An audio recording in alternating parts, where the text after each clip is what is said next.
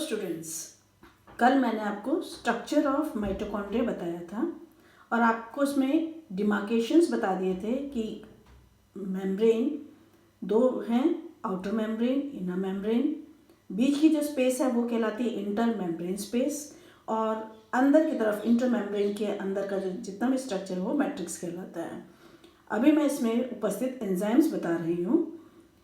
Outer membrane पर उपस्थित enzymes monoamine oxidase, rotenone, NADH, cytochrome C reductase, kynurenic hydroxylase, fatty acid coenzyme A, ligase.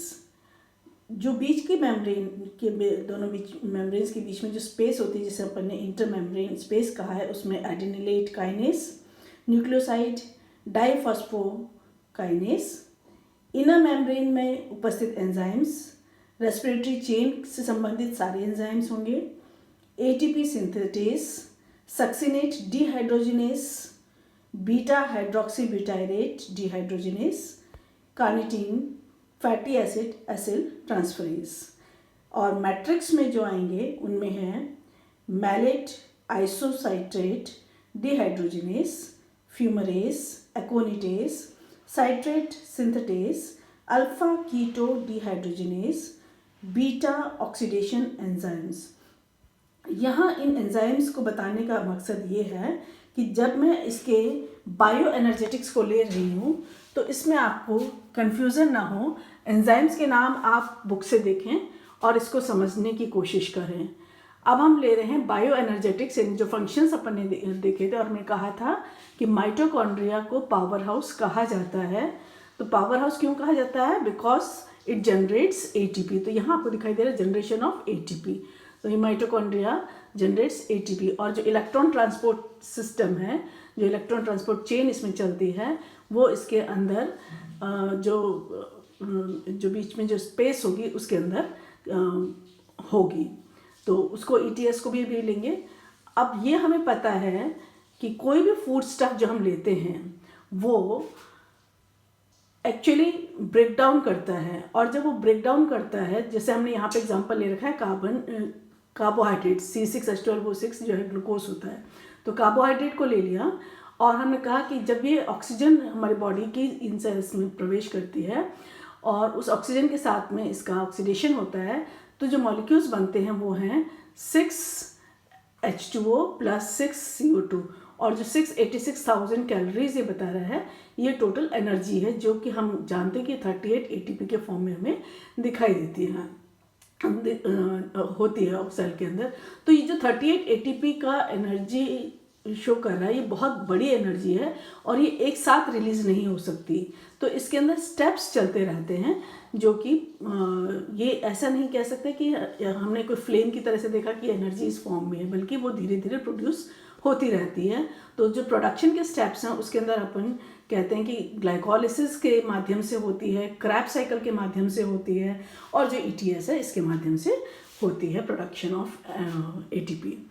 अब glucose का जो first breakdown हो रहा है वो साइटोप्लाज्म, सेल के साइटोप्लाज्म में ही हो जाता है, जिसे हम ग्लाइकोलिसिस के माध्यम से समझ चुके होते हैं। 12th क्लास में भी हमने ये पढ़ा होता है कि ग्लूकोज किस तरह से पिरुविक एसिड में कन्वर्ट होता है। ग्लूकोज जो है 6 कार्बन का मॉलिक्यूल है लेकिन पिरुविक एसिड 3 कार्बन का है। तो जब ब्रेक डाउन करता है तो 2 पिरुविक एसिड के मॉलिक्यूल तैयार करता है। तो यहाँ पर हमने देखा है ये ग्लूकोज है, ग्लूकोज पिरुविक एसिड में कन्वर्ट हो रहा है थ्रू ग्लाइकोलिसिस। ठीक है, इसी तरह से हमारे फूड स्टफ्स में प्रोटीन्स होते हैं जो अमीनो एसिड्स में कन्वर्ट होते हैं और जो फैट्स ऑयल्स हम लेते हैं वो सारे लिपिड्स जो हैं वो फैटी एसिड्स में कन्वर्ट होते हैं और अल्टीमेटली ये सारे के सारे जो हैं ऑक्सीडाइज होकर एसिटिल कोएंजाइम A में निर्मित हो जाते हैं।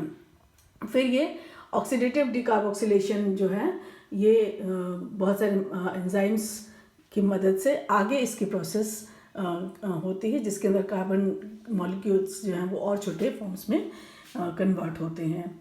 यहाँ हम देखेंगे ये क्रैब साइकिल है जो कि मैट्रिक्स में होगी, माइटोकॉन्ड्रिया के मैट्रिक्स में होगी। ठीक है, और यहाँ किस तरह से ये साइकिल चल रही है एसिटिल कोएंजाइम ए। अब ये ध्यान रखना है कि ये एक साइकिल में हम एक एसिटिल कोएंजाइम ए की बात कर रहे हैं और सेम दूसरे मॉलिक्यूल में भी चल रही होगी। तो ओवरऑल का जो हमारा एनर्जी का जो प्रोडक्शन होता है उसमें हम ये मान के चलते हैं कि ये साइकिल 2 बार चल हो रही है, क्योंकि 2 पेरिफिक एसिड हैं जो ये टूट रहे हैं। तो एसिटिल कोएंजाइम ए साइट्रेट में कन्वर्ट होता है और फिर ये देखिए ये एंजाइम्स में इसमें नहीं मेंशन करें क्योंकि बार बार करने से बहुत सारा टाइम होता है, तो स्पेस भी नहीं है। साइट्रेट से सिस एक्वानिटेस में कन्वर्ट हुआ, आइसोसाइट्रेट में alpha ketoglutarate, then succinate, fumarate, malate, oxaloacetate जो है वहाँ तक ये आपने इसको देखा। अब इस पूरी साइकिल के बीच में हमें क्या चीज़ समझ में आई, इसमें 2 जगह पे मैंने ये कार्बन डाइऑक्साइड लिखा हुआ है। तो जब इसका जब ये टूट रहा होता है तो ये ऑक्सीडेटिव डीकार्बोक्सिलेशन जब होता है तो ये 2 कार्बन डाइऑक्साइड इन स्टेजेस पर निकलते हैं, जबकि आइसोसाइट्रेट से अल्फा कीटोग्लूटरेट में और अल्फा कीटोग्लूटरेट से सक्सिनेट के साइट पर ये रिलीज हो जाते हैं। इसी दौरान इस प्रोसेस के दौरान हम देख रहे हैं ये हाइड्रोजन के मॉलिक्यूल्स, हाइड्रोजन एटम्स जो हैं हमें यहाँ दिखाई दे रहे हैं 2H 2H 2H 2H आपने देखा ये 4 स्टेप्स पर है। तो ये जो आइसोसाइट्रेट के विक्टर में जब अल्फा कीटोग्लूटरेट में कन्वर्ट होता है उस पर 2H रिलीज होता है, ग्लूटरेट जब सक्सिनेट में कन्वर्ट होता है तब 2H रिलीज होता है। यहाँ पर हम देख रहे हैं ग्लूटरेट सक्सिनेट में कन्वर्ट हुआ, ठीक है। फिर और यहाँ पर है जब ये मैलेट जो है वो ऑक्जेलो एसीटेट में जाता है तब ये 2H रिलीज होते हैं। तो इस तरह से हमारे पास में 4 स्टेप्स हैं जिसके अंदर हमारे पास 2H जो है वो आता है। हाइड्रोजन आयंस, हाइड्रोजन जो एटम्स हैं ये इसका काम इस तरह से हम समझ सकते हैं कि ये फ्री हाइड्रोजन प्रोटॉन्स और जो इलेक्ट्रॉन्स हैं उनको रिलीज़ करते हैं, जिसके दौरान प्रोडक्शन ऑफ एनर्जी होता है। अब इसमें जो प्रोडक्शन हो रहा है, जैसे यहाँ पर हम देखेंगे तो ये वाला 2H, this 2H and this 2H, ये NADH को हाइड्रोजन लेकर NADH में कन्वर्ट कर लेते हैं और एक NADH जो है वो 3 ATP के बराबर होता है। तो इस तरह से ये 6 हाइड्रोजन से जो मिलेगा वो होगा 6 मॉलिक्यूल्स ऑफ NADH बन रहे हैं। तो ये ATP में अगर देखेंगे तो ये जो है एक NADH 3 ATP के बराबर होता है, तो ये 18 ATP का यहाँ पे निर्माण होता है। इसी तरह से एक जगह आपने देखा यहाँ पर कि ये जो है यहाँ FAD, ये अल्फा कीटोग्लूटरेट से सक्सिनेट के दौरान एक FAD का निर्माण हो रहा है। तो ये जो FAD है जब ये ऑक्सीडाइज होता है तो इसमें FADH का निर्माण होता है और FADH जो है वो 2 ATP के बराबर होता है।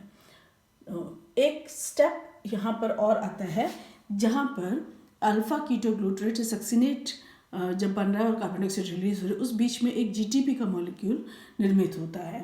तो इस तरह से करते हुए इस प्रोसेस के अंदर जो है वो